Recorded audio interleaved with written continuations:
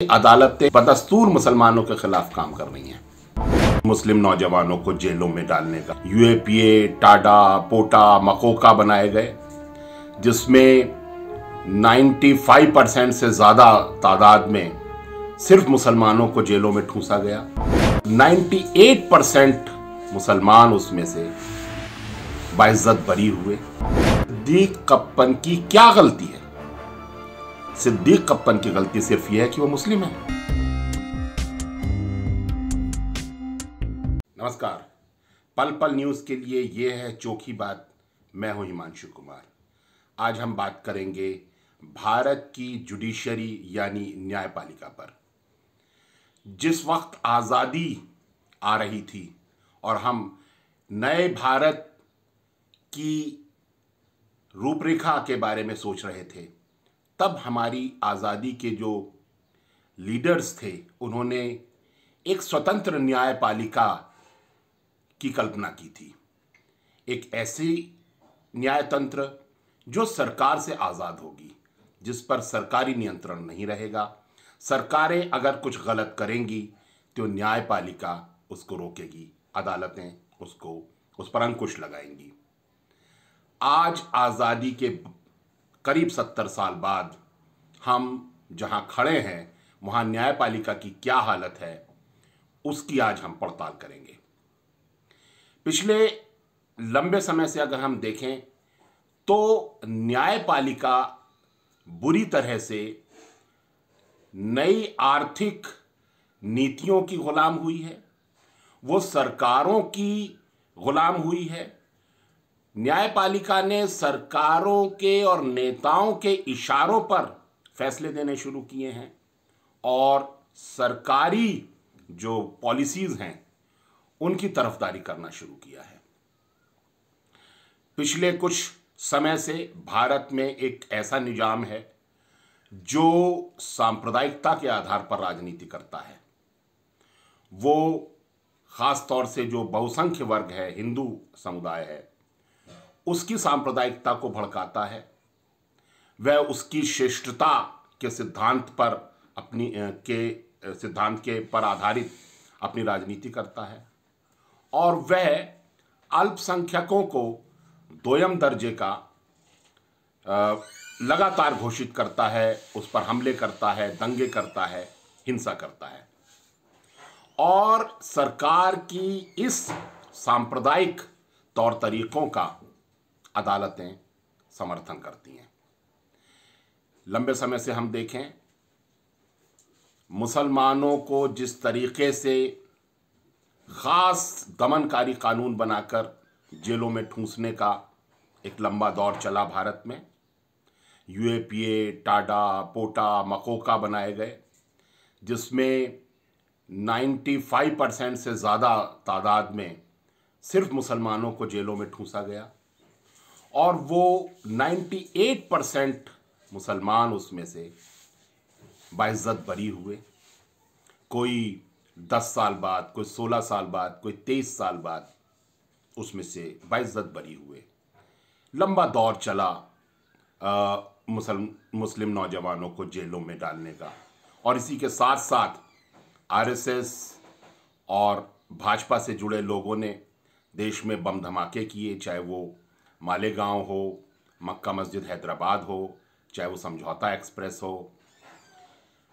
मुसलमानों को बदनाम करने के लिए लगातार आतंकवादी घटनाएं की और अदालतों ने निर्दोष मुसलमानों को जेलों में डालना बदस्तूर जारी रखा। हाल फिलहाल की अगर घटनाओं को देखें तो और ज़्यादा बेचैनी होती है। हम देखते हैं कि किस तरीके से अदालतें बदस्तूर मुसलमानों के खिलाफ काम कर रही हैं। अर्नब गोस्वामी जो भाजपा का एक तरीके से माउथपीस है, जो बीजेपी और आरएसएस के पक्ष में पूरी अपनी जो पत्रकारिता है उसको बेच दिया है, उसके बारे में एक माँ और बेटे ने लिखा कि इसने हमारे करीब 2 करोड़ रुपए का पेमेंट नहीं दिया है और इसलिए हम सुसाइड कर रहे हैं। और माँ बेटे ने सुसाइड कर लिया। वो एक तरह से डाइंग डिक्लेरेशन था। उसके आधार पर अर्नब गोस्वामी को अरेस्ट किया गया और जेल में डाला गया। एक हफ्ते के अंदर अंदर सुप्रीम कोर्ट ने रात को 3 बजे सुनवाई करके अर्नब गोस्वामी को जमानत दे दी और घर भेज दिया। दूसरी तरफ सिद्दीक कप्पन, केरल का पत्रकार, मुस्लिम है, वो जा रहा था हाथरस, जहां एक दलित लड़की के साथ राजपूतों ने सामूहिक बलात्कार करके हत्या कर दी, उसको घायल कर दिया था, बाद में अस्पताल में मरी। उस घटना की रिपोर्टिंग करने जब सिद्दीक कप्पन जा रहे थे तो रास्ते में उत्तर प्रदेश की पुलिस ने सिद्दीक कप्पन को गिरफ्तार कर लिया और उस पर NSA लगा दिया, बाद में UAPA लगा दिया और जेल में डाल दिया। 2.5 साल हो गए हैं। सिद्दीक कप्पन की क्या गलती है? सिद्दीक कप्पन की गलती सिर्फ यह है कि वो मुस्लिम है और सुप्रीम कोर्ट सिद्दीक कप्पन को जमानत नहीं दे रहा है। ये न्यायपालिका न सिर्फ अपनी इज्जत गंवा रहा है बल्कि बेचैनी भर रहा है करोड़ों मुसलमानों के दिलों में।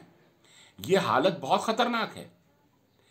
इसी तरीके से आप देखें खालिद सैफी, जो CA/NRC आंदोलन में शामिल थे, सामाजिक कार्यकर्ता थे, हमने खुद उनके साथ मिलकर के नारे लगाए हैं लोकतंत्र के पक्ष में, संविधान के पक्ष में।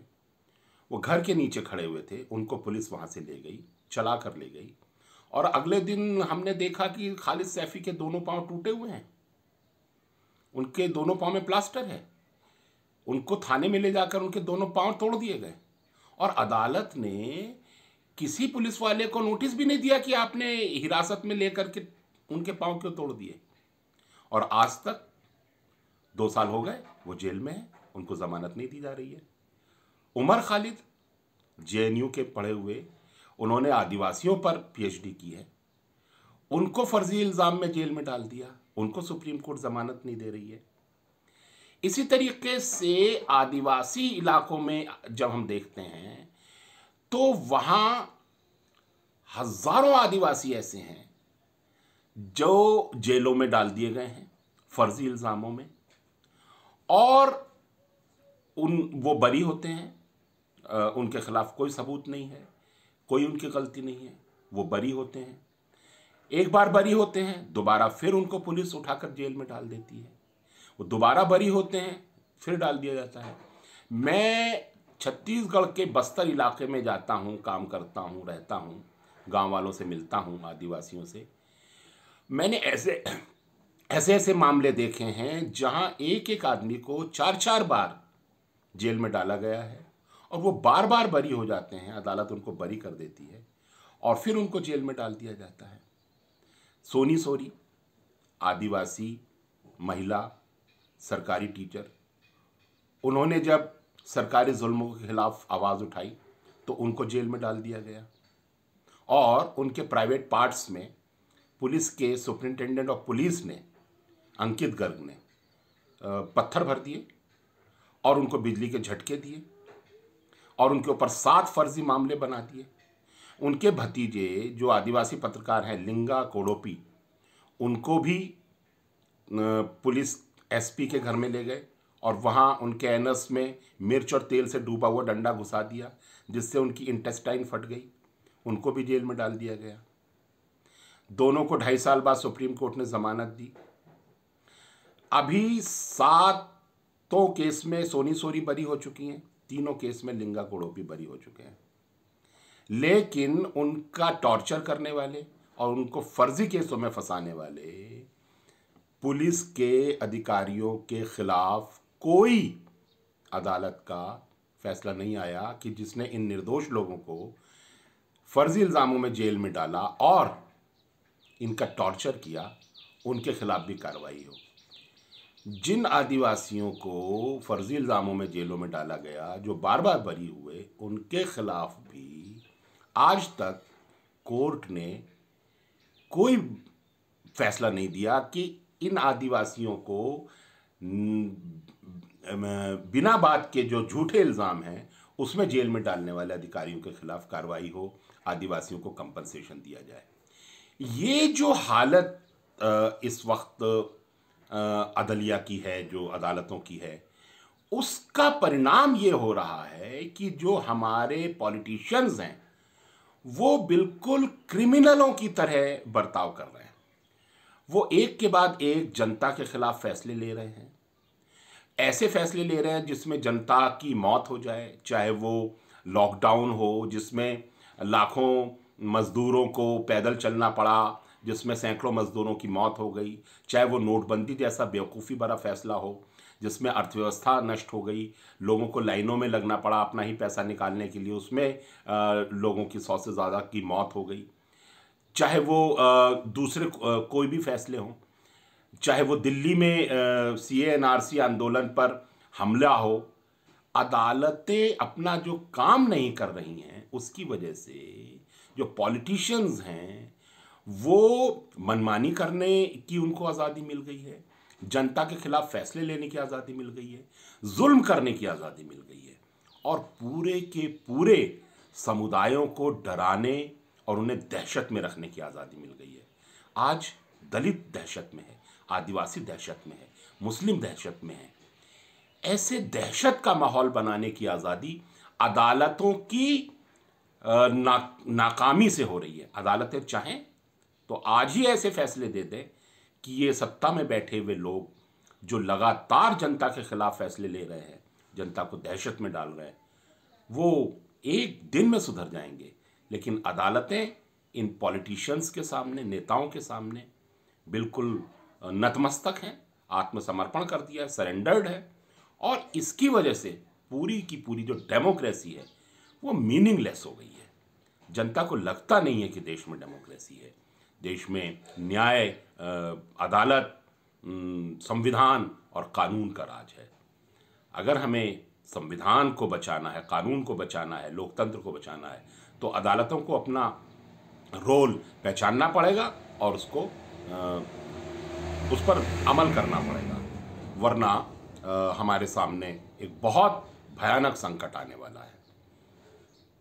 आज के चोखी बात में इतना ही। अगले अंक में अगले मुद्दे के साथ आपसे फिर रूबरू होंगे। तब तक के लिए नमस्कार।